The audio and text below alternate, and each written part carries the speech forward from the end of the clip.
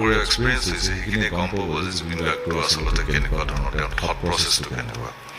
হঠাৎ কৈ দিব কিবা এটা পিছদিনাখনে ক'ব নালাগে ডিলিট কৰি দে